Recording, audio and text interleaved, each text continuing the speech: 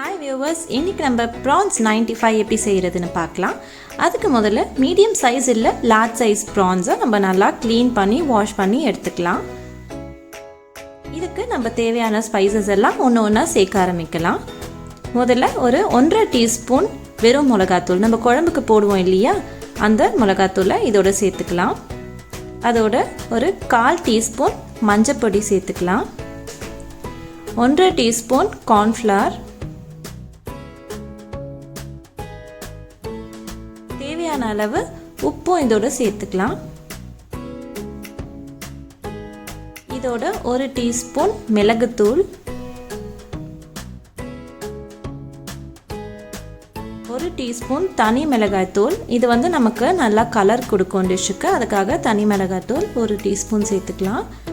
1.5 teaspoon ஜீரகப்பொடி சேர்த்துக்கிறோம். இதோட இந்த டிஷ்ஷோட ஸ்பெஷல் மசாலாஸே பார்த்திங்கன்னா ஜீரக பொடியும் கரம் மசாலா பொடியும் தான். ஸோ அதோட நம்ம 1 டீஸ்பூன் கரம் மசாலா சேர்த்துக்கலாம். ஸோ இது ரெண்டும் கண்டிப்பாக மிஸ் பண்ணாமல் போடுங்க, அப்போ தான் நமக்கு அந்த யூனிக் ஃப்ளேவர் கிடைக்கும். அதோட 1.5 டீஸ்பூன் இஞ்சி பூண்டு விழுது சேர்த்துக்கலாம்.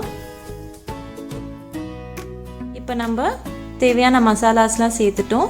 1 டேபிள் ஸ்பூன் ஃப்ரெஷ் கர்ட் இதோட ஆப்ஷனலாக சேர்த்துக்கலாம். ஃப்ரெஷ் கர்ட் சேர்க்கலன்னா 1 டீஸ்பூன் இல்லை ஒரு 1.5 டீஸ்பூன் லெமன் ஜூஸ் சேர்த்துக்கோங்க. இதுவும் ஆப்ஷனல் தான். கிறிஸ்பினஸ்க்காக நம்ம வேணும்னா ஒரு 1.5 டீஸ்பூன்ஸ் அரிசி மாவும் சேர்த்துக்கலாம். இது எல்லாத்தையுமே நம்ம ஒன்றா சேர்த்து மிக்ஸ் பண்ணி விட்டுக்கலாம். ஆப்ஷனலாக பார்த்திங்கன்னா நீங்கள் எக் ஒன்று உடச்சி விட்டுக்கலாம். அதுவுமே உங்களுக்கு நல்ல ஃப்ளஃபியான ஒரு கன்சிஸ்டன்சி கொடுக்கும். நல்லா மிக்ஸ் பண்ணி விட்டுட்டு ஒரு 10 to 15 மினிட்ஸ் நம்ம இந்த மிக்சரை மேரினேட் பண்ண விடலாம். அப்போ தான் இந்த மசாலாஸ்லாம் ப்ரானில் நல்லா சோக் ஆகும்.